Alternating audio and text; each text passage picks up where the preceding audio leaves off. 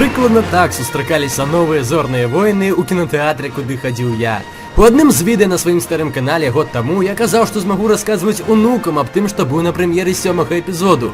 Цяпер трэба як-небудзь пахутчэй завесці ўнукаў.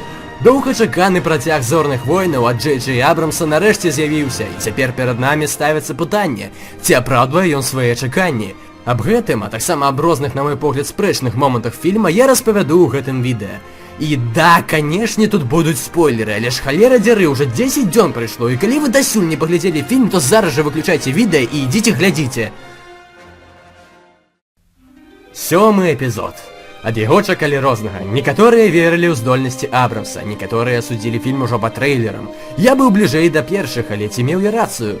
Скажу шчыра, першую палову фільма я радаваўся як дзіцё. Яшчэ з самых першых кадраў ты заўважаеш той невялічкі, але значны плюс, якога не хапала ў трылогіі прыквелаў. Гэта касцюмы штурмавікоў, не намаляваныя камп'ютарнай анімацыі, а сапраўдныя людзі ў сапраўдных касцюмах. І такі прынцып дзейнічаў на працягу ўсяго фільма. Калі ў Лукаса ўсё навокал было проста зялёным фонам, то Абрамс, аддаючы даніну арыгінальнай трылогіі, робіць большы упор на касцюмы, мініяцюрныя мадэлі і рэальныя месцы здымкаў. Таксама прыемным было візуальнае афармленне, якое часам проста зачароўвае вока. А калі на экранах з'яўляліся старыя героі, усе ў зале апладзіравалі. А ў сцэне, дзе Хан сустрэўся з Леяй, надышло такое пачуццё настальгіі. Ведаючы, колькі ўсяго ў мінулым перажыла гэтая пара, уяўляеш, што яны зараз адчуваюць, калі праз доўгі час зноў сустрэліся. І да, успомнім, як усе адрэагавалі на набыццё Діснеем зорных войнаў. Быццам, яны ўсё зменяць, усё стане па-іншаму, галоўным героем будзе Мікі Маус. Але што мы бачым? Напэўна, адзінае адрозненне старых зорных войнаў ад діснеўскіх, якое я заўважыў, гэта прысутнасць нармалёвага гумару. Прызнайцеся, у вядомых нам зорных войнах нармальных жартаў амаль не было. Хаця яны маглі быць вельмі дарэчы, што даказвае 7-й эпізод. Збольшага гэта сыграла добрую ролю. Таксама не маглі не радаваць розныя спасылкі да класічнай трылогіі. І ўсё гэта разам з музыкай Джона Уільямса, сокалам тысячагоддзя, ровам Чубакі рабіла адпаведны эфект. Але ж не можа быць усё ідэальным. На жаль. Якім крутым мне здаваўся Кайло Рен. Ён мог затрымліваць лазер бластера, у яго крутая маска, арыгінальны меч, і ён мог разграміць увесь пульт кіравання за незадавальнення сваімі афіцэрамі. Але калі ён зняў маску...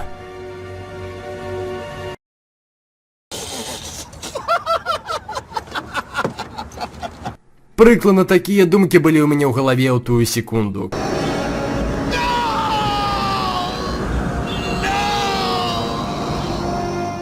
Калі ўявіць маё ўражанне ад фільма на той момант у выглядзе якой-небудзь велізарнай вежы, то гэта будзе выглядаць прыкладна так.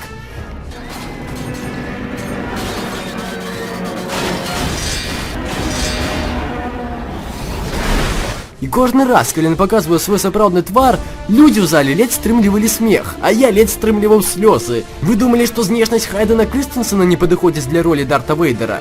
А вось вам Адам Драйвер, новы злодзей зорных войнаў. Цікава, як бы адрэагаваў на гэта сам Дарт Вейдер. Але разважаючы пасля, чаму менавіта гэтага акцёра ўзялі на ролю галоўнага антаганіста, я падумаў, што яго твар тлумачыць прысутнасць маскі, як бы гэта дзіўна не гучала. У Дарта Вейдера быў шлем, бо ён падтрымліваў яго жыццядзейнасць, але ў Рэна няма з гэтым ніякіх праблемаў, таму знаходзіць месца такое тлумачэнне. Сваю саплівую і зусім не адпавядаючую вобразу знешнасць ён стараецца схаваць пад маскай, бо яго мэта дайсці да вышынь Дарта Вейдера, што амаль немагчыма. Ну а з такім тварам дык тым болей. Але ўсё роўна гэта вельмі смелы і рызыкоўны ход з боку Абрамса. Вось так узяць і зламаць усё ўяўленне аб галоўным злодзеі. Аднак у канцы фільма па яму не слаба прайшліся светавым мечом, таму можа са шнарамі ён будзе выглядаць больш пераканаўча. Але ўвогуле я разлічваю і спадзяюся на тое, што гэтага героя больш раскрыюць у наступных эпізодах, што можа даць нам лепш зразумець, чаму выбралі менавіта гэтага акцёра. Як я казаў, не маглі не радаваць шматлікія спасылкі да старых фільмаў, да пэўнага моманту. Праз некаторы час пачынаеш заўважаць, што іх становіцца занадта шмат, і ствараецца нават уражанне, што недзе я гэта ўжо бачыў. Штурмавікі са злодзеем у чорнай масцы, перадача дроіду важнай інфармацыі, пустынная планета, на якой жыве сірата, вялізная станцыя, што знішчае планеты. Калі паглядзець на ўсё гэта агулам, здаецца, што ты пайшоў на рэмейк 4-го эпізоду. Відаць, Абрамса так хвалявала пытанне, як угадзіць олдскул фанатам, для якіх арыгінальная трылогія гэта ўсё, што ў яго пачалася манія, за якой ён пачаў тупа капіяваць старыя эпізоды. Я не здзіўлюся, калі ў наступным фільме з'явіцца новая снежная планета, якая будзе падобна на Ход з 5-го эпізоду, але гэта будзе не Ход. Сур'ёзна, я не разумею, навошта, напрыклад, было прыдумляць новую пустынную планету Джаку, калі ёсць стары добры Татуін. У іх там што, скончыўся запас клімату для планет? Ды і ўвогуле, уся канцэпцыя сюжэта вельмі нагадвае сюжэт з Новай надзеі. І зноў тыя ж граблі. Трэцяя зорка смерці. Да гэта ўжо нейкая імперская хвароба. Калі ўжо да іх дойдзе, што напэўна гэта не самая лепшая ідэя будаваць такія станцыі, калі кожны раз іх знішчае зграя паўстанцаў.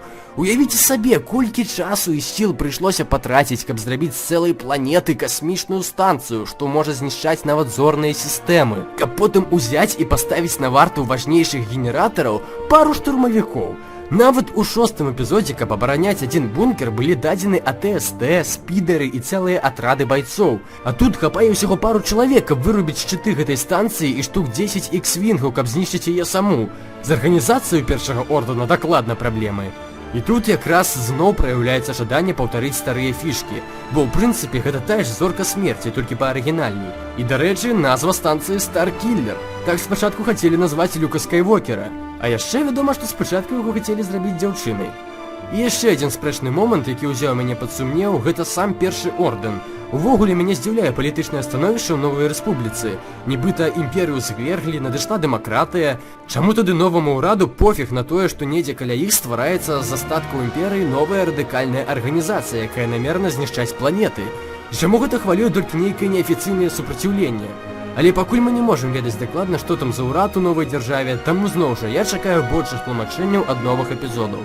Аднак больш за ўсё мяне здзівіла гэтая вельмі прамая спасылка на Трэці рэйх, калі пасля прамовы генерала, а-ля Гітлер, усе ўскінулі руку ўверх. Я разумею, тоталітарызм і ўсё такое, але ўсё ж такі гэта зорныя войны, не другая сусветная.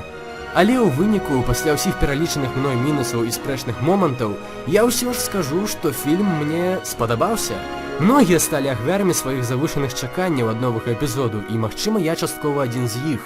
Але калі паглядзець на ўсе зорныя войны разам, то з іх далёка не ўсе ідэальныя. І гэты фільм зусім не горш за некаторых сваіх папярэднікаў. Успомніць хаця бы пракляты першы эпізод. Не, лепш не ўзгадваць. Таму мне здаецца, што варта даць шанец новай трылогіі. Мне спадабаліся новыя героі, завязка са знікненнем Люка Скайвокера і, канешне, адзін нечаканы сюжэтны ход. Да, мне было адначасова крыўдна, гэта мой улюбёны герой, але скажыце, хто мог падумаць, што легендарнага Хана Соло заб'юць? Калі я гэта ўбачыў, я падумаў: вот это поворот! І гэта сапраўды крута. Моя адзнака зорным войнам прабуджэнню сілы супадае з яго нумарам эпізоду. Моцная семёрка. І я падумаў, што пара бы нарэшце ўзяцца і за астатнія эпізоды. Таму наступным маім відэа будзе, агляд на франшызу «Зорныя войны». Калі вы не хочаце гэта прапусціць, падпісвайцеся на наш канал Кола Аглядаў, а таксама на нашых старонках у Фейсбуку і Кантакце. Пішыце ў каментарах, што вы думаеце пра новыя зорныя войны. І да прыбудзе з вамі сіла!